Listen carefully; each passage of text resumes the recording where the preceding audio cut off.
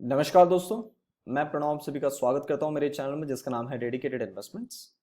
अगर आपने अब तक चैनल को सब्सक्राइब नहीं किया है तो मैं आप सभी से गुजारिश करता हूं चैनल को जरूर सब्सक्राइब कर लीजिएगा। उसके बाजू में आपको बेल आइकन मिलेगी, आप उसको भी प्रेस कर लीजिए तो आपको टाइम टाइम नोटिफिकेशंस आते रहेंगे। तो जितने भी दर्शक मेरे चैनल को पहले से देखते हुए आ रहे हैं उन सभी को पता है कि मैं रोज Nifty as well as bank Nifty related videos आप सभी के सामने लेके आने की पूरी कोशिश करता हूं। कुछ ऐसा वीडियो लेके आ रहा हूं कि कल that is on 15th of April हमें क्या कुछ लेवल्स नजर आ सकती है in Nifty as well as in bank Nifty.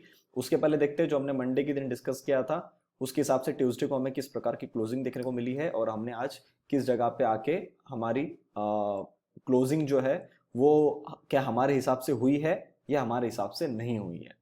तो सर ये है आपके सामने निफ्टी का चार्ट और निफ्टी के चार्ट के ऊपर में हमको एक अच्छा खासा हैमर देखने को मिला है और ये जो कैंडल है ये एक अच्छे जगह पे बनी है।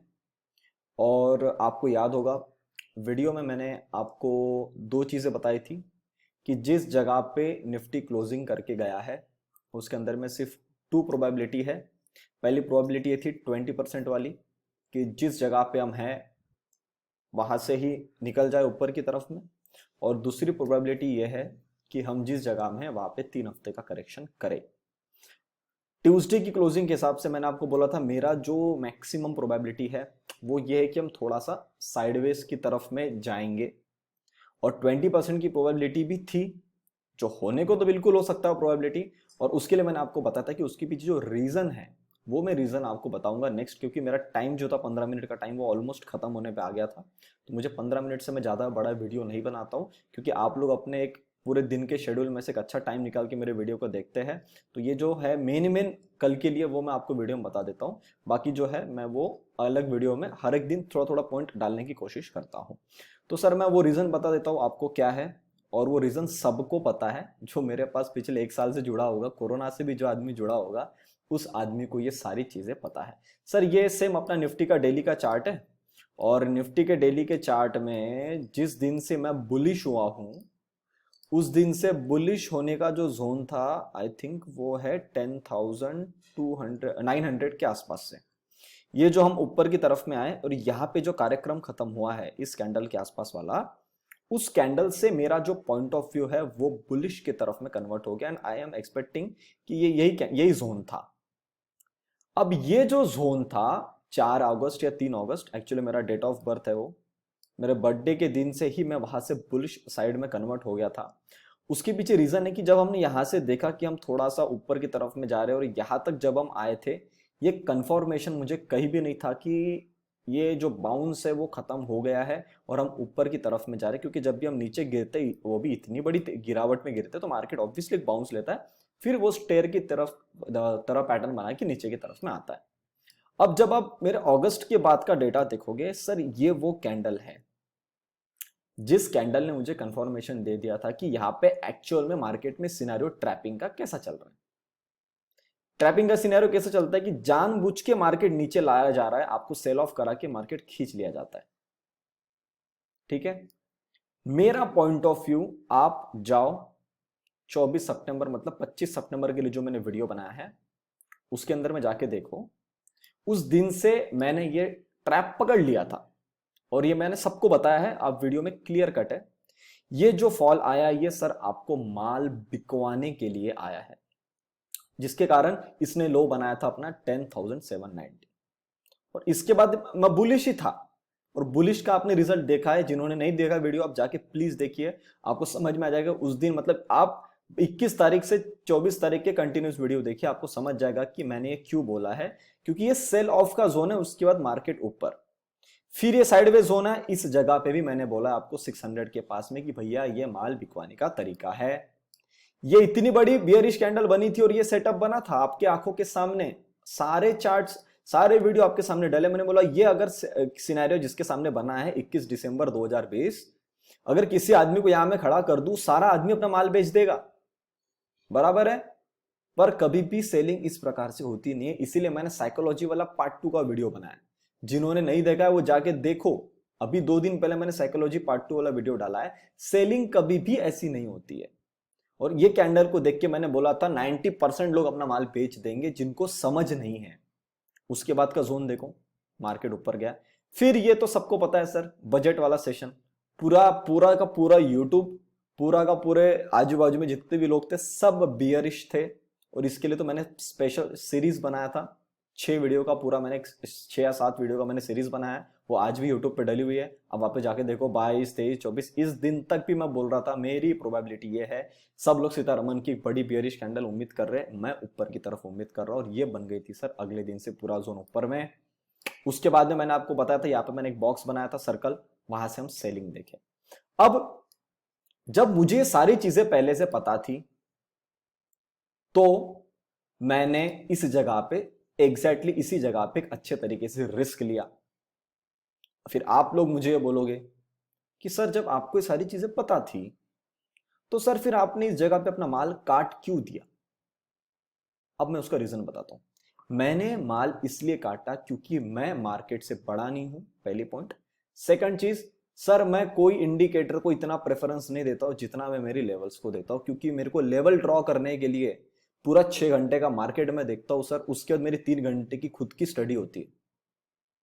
कल रात को मार्केट खत्म हो गया, मैंने मेरा पूरा स्टडी किया कि मुझे क्या करना है, कहां माल खरीदना है। उसके बाद जब वो लेवल कटती ना सर, मैं उस लेवल को रिस्पेक्ट करता हूं, मैं मेरी जिद नहीं लगाता हूं। थर्ड, मेरा स्टॉप लॉस था, मैं स्टॉप लॉस से बड़ा हो गया? कभी नहीं। मेरे को स्टॉप लॉस दिख गया ना, मेरा 650 का स्टॉप लॉस था सर, आते हो काट दूंगा मैं, कोई प्रॉब्लम नहीं, आप नीचे में काम कर लो। भले एक तो नीचे आओगे तो मैं माल उठाऊंगा, या आप ऊपर जाओगे तो मैं आपको 10 रुपए ज्यादा दूंगा और माल उठाऊंगा। ये बात मैंने वीडियो में भी करी है, उसके पहले के सारे वीडियोस में बात करी है।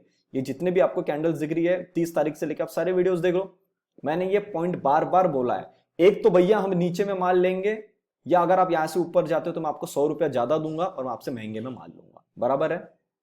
अब जो मेरी 20% की प्रोबेबिलिटी थी वो सिर्फ इसी बात पे थी, जबकि इसको यहां पे नहीं आना चाहिए।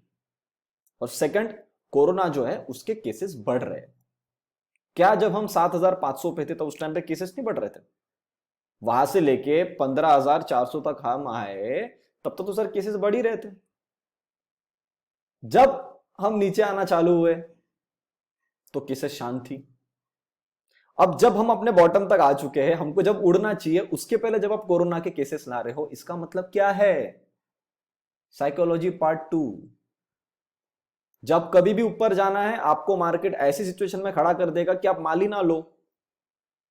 और आप मेरे टेलीग्राम के सारे ऑडियो मैसेज पढ़ो, आप मेरा यूट्यूब के लिए जो मैंने वीडियो बनाया था फॉर 13th अप्रैल, उसके लिए वीडियो देखो।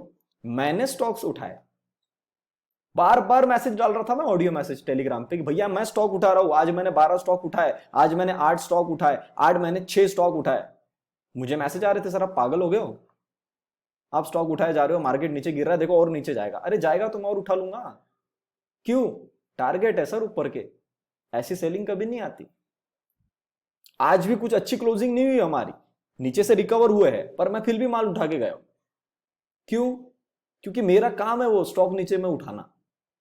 मेरे पास में कुछ ऐसा डेटा है, मेरी कुछ ऐसी चार्ट स्टडी है, मैंने कुछ चार्ट्स ऐसे देखे हैं स्टॉक्स के, मार्केट नीचे आएगा तो भी वो स्टॉक ऊपर जाएगा। कुछ स्टॉक ऐसे है जो मार्केट ऊपर जाएगा वहां से और डबल हो सकते हैं, 50% मूवमेंट दे सकते हैं, 30%, 20%, सारी लिस्ट बनी मेरे पास में, तो मैं क्यों डरूं? अब ये जो सेटअप बन के गया है, ये सेटअप तो बहुत अच्छा है। अगर मार्केट ऐसे बाउंस लेना चाहता है तो क्या मैं इस जगह पे पूरा अपना पैसा इन्फ्यूज कर दूं? मैं नहीं करूंगा, आपका नहीं पता, मैं तो नहीं करूंगा।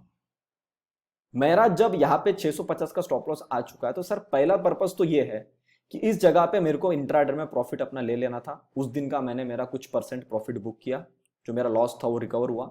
और कल की जो movement I specially in bank Nifty, उसके चक्कर में मैंने जितना ये 2 दिन में लॉस किया था वो वहां पे रिकवर हो गया, प्लस ब्रोकरेज का जो अमाउंट है वो पेंडिंग है, और मेरा वो 2 दिन का जो प्रॉफिट जो भी था जो आना चाहिए वो पेंडिंग है। तो ये पकड़ के चलो कि 2 दिन में मैंने कुछ पैसा नहीं कमाया, मैंने मेरा लॉस था वो पूरा रिकवर किया। अभी मैं सिर्फ ब्रोकरेज के टोटल लॉस में बैठा हूं। कल ऑब्वियसली मार्केट है, एक्सपायरी है, वो तो पैसा निकल जाएगा, मुझे भी पता है।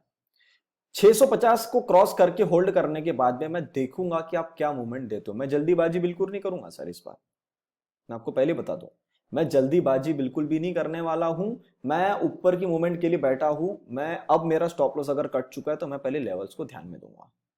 बहुत लोग होंगे जिन्होंने इस जगह पे बाय किया होगा, अच्छी बात है, और मुझे लगता नहीं वो सेंटीमेंट देख के किसी ने बाय किया होगा। कल ऐसा हो सकता है कि कोई आदमी अपने इंट्राडे की पोजीशंस कैरी करके आया होगा, पर ऑब्वियसली थर्सडे को एक्सपायरी है, you never know what can happen. बराबर है। आज भी जिस जगह पे खड़े 14,100 के दरवाजे खुले हैं, भूलना नहीं। किसी भी तरफ यूटर्न मार सकता है, ऊपर जाना चाहता है बिल्कुल जा सकता है। यहाँ पे डबल बॉटम बन चुका है।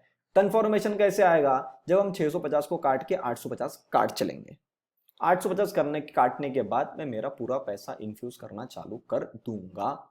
650 कट के अगर मुझे होल्डिंग आती है तो मैं मेरा 20% के आसपास में जो इंट्राडे का मैं पोजीशंस लेता हूं, चाहे वो मेरे स्टॉक्स में हो, चाहे वो मेरी निफ्टी बैंक निफ्टी फ्यूचर्स में हो, मैं लूंगा।